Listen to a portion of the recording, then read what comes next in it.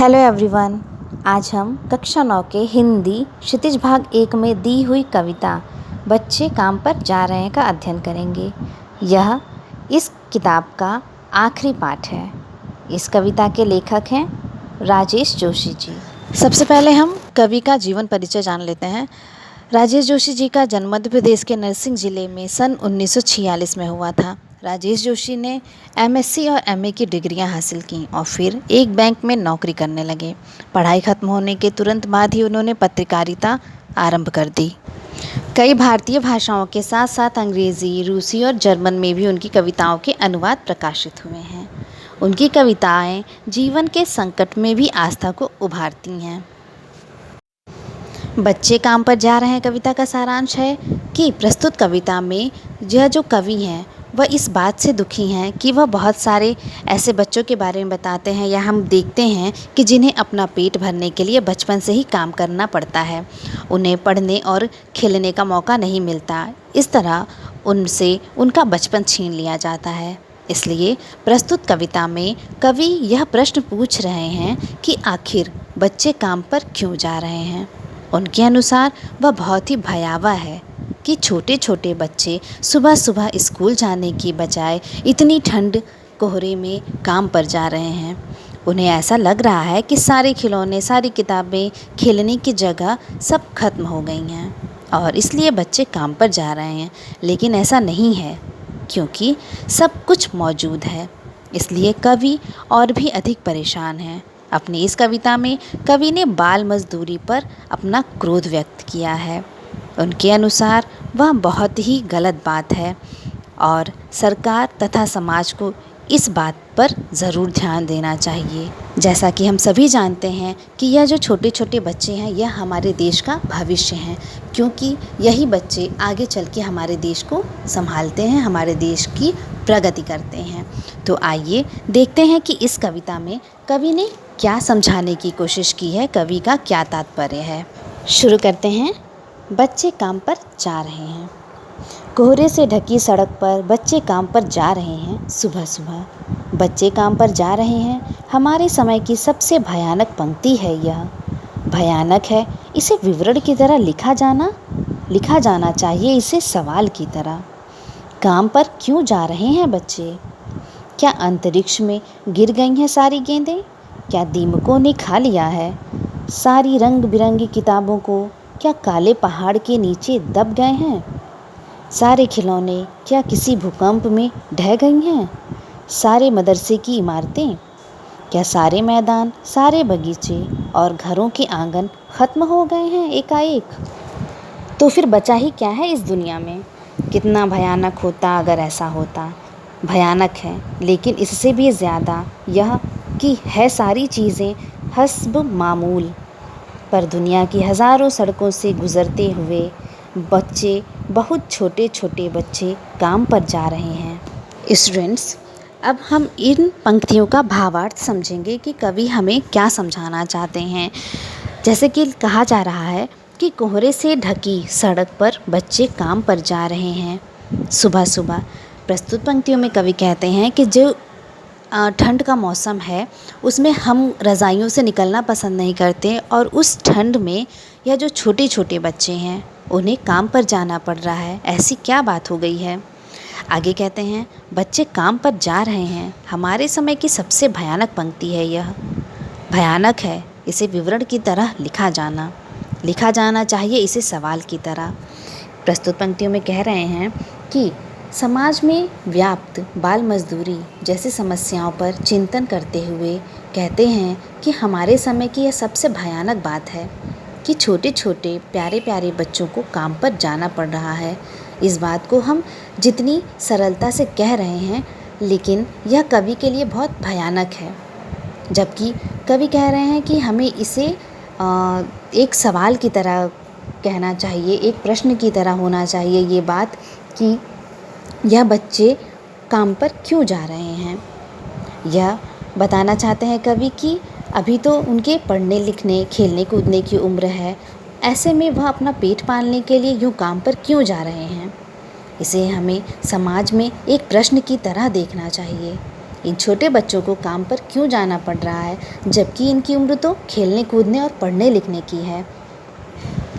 अगली पंक्तियाँ हैं कि क्या अंतरिक्ष में गिर गई हैं सारी गेंदें? क्या दीमकों ने खा लिया है सारी रंग बिरंगी किताबों को? क्या काले पहाड़ के नीचे दब गए हैं सारे खिलौने? क्या किसी भूकंप में ढह गई हैं सारे मदरसों की इमारतें? कहने का तात्पर्य है कि कवि बाल मजदूरों को सुबह सुबह भीषण ठंड और कोहरे के बीच अपने अपने काम पर जाते देख रहे हैं, जिससे कवि हताशा एवं निराशा से भर जाते हैं। इसी कारणवश कवि के मन में कई तरह के सवाल उठने लगते हैं। कवि को यह समझ नहीं आ रहा है कि क्यों ये छोटे छोटे बच्चे अपना मन मारकर इतनी सुबह सुबह ठंड में काम पर जाने के लिए विवश हैं। ऐसी क्या बात है? कवि सोचते हैं कि क्या खेलने के लिए सारी गेंदें खत्म हो चुकी हैं या आकाश में चली गई हैं? क्या बच्चों के पढ़ने के लिए एक भी किताब नहीं बची है? क्या सारी किताबों को दीमकों ने खा लिया है? क्या बाकी सारे खिलौने कहीं किसी काले पहाड़ के नीचे दब गई हैं, जो अब इन बच्चों के लिए कुछ नहीं बचा? क्या इन बच्चों को पढ़ाने वाले मदरसे या विद्यालय भूकंप में टूट चुके हैं, जो ये बच्चे पढ़ाई एवं खेल कूद को छोड़कर काम पर जा रहे हैं? आखिर ऐसी क्या बात हो गई है कि इन बच्चों को जब पढ़ना लिखना था, उन्हें अपना भविष्य बनाना था, तो वह अपने पेट पालने के लिए क्यों मजदूरी करने जा रहे हैं और क्यों इतनी ठंड में घर से बाहर निकले हैं? अगली पंक्तियाँ हैं, क्या सारे मैदान, सारे बगीचे और घरों के आंगन खत्म हो गए हैं एकाएक? कवि यहाँ पर अपने मन में उठे सवालों को बयां करते हुए कह रहे हैं कि क्या बच्चों के खेलने की सारी जगह खत्म हो चुकी है? क्या सारे मैदान जहाँ बच्चे खेलते हैं, सारे बगीचे जहाँ बच्चे टहला करते थे और सारे घरों के आंगन खत्म हो गए हैं, जो इन बच्चों के पास अब कुछ नहीं बचा, इसलिए ये सुबह सुबह काम पर जा रहे हैं? अगली पंक्तियाँ, तो फिर बचा ही क्या है इस दुनिया में? कितना भयानक होता अगर ऐसा होता। भयानक है, लेकिन इससे भी ज़्यादा यह है कि सारी चीज़ें हस्ब मामूल हैं। इन पंक्तियों में कवि के अनुसार छोटे छोटे बच्चे काम पर इसलिए जा रहे हैं क्योंकि दुनिया की सारी खेलने की चीज़ें जैसे गेंद, खिलौने, बागीचे, मैदान, घर का आंगन इत्यादि सब खत्म हो चुकी है। उनके पढ़ने के लिए सारी किताबें, विद्यालय और मदरसे भी खत्म हो चुके हैं। कवि आगे कहना चाह रहे हैं कि अगर सच में ऐसा है तो यह कितनी भयानक बात है और इस दुनिया के होने का कोई अर्थ ही नहीं। परंतु कवि को इससे भी ज़्यादा भयानक तब लगता है जब उसे याद आता है कि बच्चों के खेलने कूदने की सारी चीज़ें उपलब्ध हैं और उसके बाद भी बच्चे काम पर जाने के लिए विवश हैं। इसी कारण कवि निराश हो जाते हैं। कवि अपनी इन पंक्तियों के द्वारा समाज में चल रहे बाल श्रम की ओर हमारा ध्यान खींचने में पूरी तरह सफल हुए हैं। कवि के अनुसार बचपन खेल कूद, पढ़ाई लिखाई एवं बच्चों के विकास का समय होता है। इस वक्त उन पर कोई बोझ या जिम्मेदारी नहीं होनी चाहिए। आखिरी पंक्तियां हैं, पर दुनिया की हज़ारों सड़कों से गुजरते हुए बच्चे, बहुत छोटे छोटे बच्चे काम पर जा रहे हैं। इन आखिरी पंक्तियों में कवि की सोच यह है कि दुनिया में स्थित सभी खेलने कूदने की जगह एवं चीज़ें खत्म हो गई हैं और इसलिए बच्चे काम पर जा रहे हैं। लेकिन जब वह देखते हैं कि सारी चीज़ें एवं सारी जो जगहें हैं दुनिया में सब भरी पड़ी हैं, तब उनमें चिंता उत्पन्न हो जाती है, क्योंकि उन्हें यह समझ नहीं आ रहा है कि इन सारी चीज़ों के मौजूद होने के बाद भी आखिर क्यों छोटे छोटे बच्चे दुनिया की हज़ार हज़ार सड़कों से चलकर अपने अपने काम पर जाने के लिए विवश हैं। इसलिए उन्होंने हमारे सामने यह प्रश्न उठाया है कि काम पर क्यों जा रहे हैं बच्चे। स्टूडेंट्स, इस कविता में बच्चों से बचपन छीन लिए जाने की पीड़ा व्यक्त की गई है। कवि ने आज इस सामाजिक आर्थिक विडंबना की ओर इशारा किया है कि जिसमें कुछ बच्चे खेल, शिक्षा और जीवन की उमंग से वंचित हैं और कुछ बच्चे हैं जो बहुत ही अच्छी परवरिश में हैं, उनको अच्छा पढ़ाई लिखाई सब कुछ मिलता है, लेकिन वह उस पर ध्यान नहीं देते। लेकिन विडंबना यह है कि आज भी हमारे देश में ऐसे बहुत से बच्चे या किसी मजबूरीवश बाल श्रम करने को मजबूर हैं।